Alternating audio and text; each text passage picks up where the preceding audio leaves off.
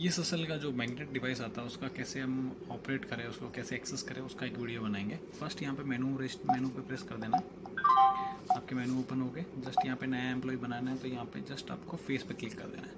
अब मुझे only for इसमें फेस और कार्ड दोनों ऑप्शंस दिए हुए हैं, ठीक है। तो आप इसको फेस यहाँ पे बना सकते हो। जैसे फेस पे क्लिक करेंगे तो आपको पूछेगा फेस लेने के लिए। सेकंड यहाँ पे देखेंगे आप कार्ड भी एनरोल कर सकते हो, कार्ड आपके पास है तो स्किप कर दिया अपन ने। उसके बाद सेकंड ऑप्शन देखते हैं यहाँ पे कम्युनिकेशंस करना। कम्युनिकेशंस में अंदर आप जाएंगे तो यहाँ पे दो तरह से ये दे रहा है कि भाई फर्स्ट तो Ethernet desktop base applications use करते हो तो आपको इथरनेट में जाना है। यहाँ पे बाय डिफ़ॉल्ट आईपी दी हुई है, आपका जो भी नेटवर्क है उसकी आईपी यहाँ पे एनरोल भी कर सकते हो, लिख भी सकते हो। अदरवाइज जैसे आपको पता है कि भाई इसको वेब बेस के साथ करना है तो उसको DHCP आपको ऑन कर सकते हो उसकी। तो ये DHCP इसके अंदर दिया हुआ है, जस्ट यहाँ पे ऑन करेंगे तो ऑटोमेटिकली उसकी आईपी ले लेगा। ओके, ये डेस्कटॉप बेस एप्लीकेशंस के होता है। और दूसरा होता है क्लाउड सर्वर सेटिंग।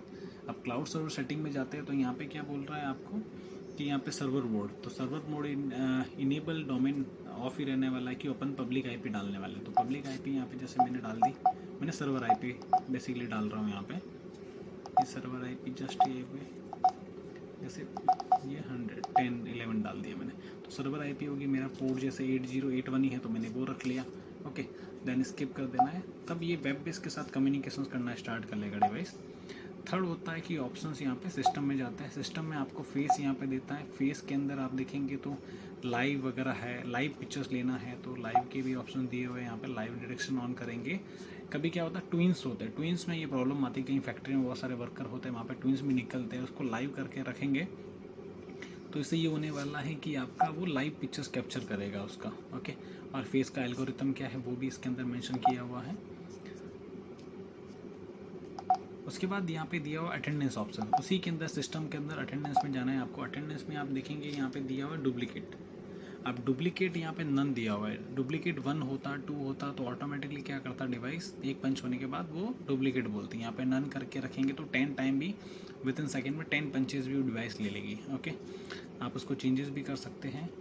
दूसरा इसके अंदर देखेंगे तो यहाँ पे periodic delete end date and time with photo का डिलीट का भी ऑप्शन दिया हुआ है। आपको फ़ोटो नहीं करना है, आपको लॉक्स क्लियर करना है तो लॉक्स की भी आप यहाँ पे मिनिमम 999 तक की जो रेंज होती है वो आप दे सकते हो। तो देन ये स्किप कर देना है। स्किप कर दिया अपन ने। उसको नेक्स्ट स्टेप में देखेंगे, यहाँ पे एरो से अपन नेक्स्ट में गए तो यहाँ पे डेटा मैनेजमेंट ऑप्शंस होता है। इसमें डिलीट करने के लिए यूज़र के लिए ऑप्शंस आता है कि भाई लॉक्स आपको रिमूव करने हैं या फिर डिवाइस कभी खाली करनी पड़ती है तो पूरा खाली भी कर सकते हैं। यहाँ पे एक एडमिन रोल भी आता है, एडमिन लॉक भी क्लियर कर सकते हैं यहाँ से, तो फिर डिवाइस पूरा ओपन हो जाता है। ओके, नेक्स्ट अपन देखते हैं इसमें अटेंडेंस सर्च। अब पर्टिकुलर कोई एम्प्लॉय की सर्च करनी है आपको, रिकॉर्ड उसका सर्च करना है तो आपने क्या कर दिया, अटेंडेंस में के अंदर जाएंगे आप और यहाँ पे एरो पे क्लिक करके आप 1 नंबर डाल दिया। उसके बाद उसकी अटेंडेंस होगी तो आपको यहाँ पे दिख जाएगी। यहाँ पे ये मैसेज दे रहा है कि भाई आपने अभी तक कोई पंचेज नहीं किया। ओके, नेक्स्ट में आप देखेंगे उसका लास्ट में अपने को मिलता है इसका ओके करना पड़ेगा तभी मुझे बाहर जाने देगा। कभी कभी हम भी कंफ्यूज हो जाते हैं कि क्या कर रहे हैं हम। नेक्स्ट अपन देखते हैं कि सिस्टम इन्फो। सिस्टम इन्फो में आपको ये मिलती है कि आपको डिवाइस की कैपेसिटी कितनी है वो मिल जाती है, कितना स्टोरेज इसमें मिलता है वो आपको मिलता है। ये एरो से नीचे करके जाना है। ओके, जैसे जैसे जाएंगे वो आपको कैपेसिटी की देते जाएगा।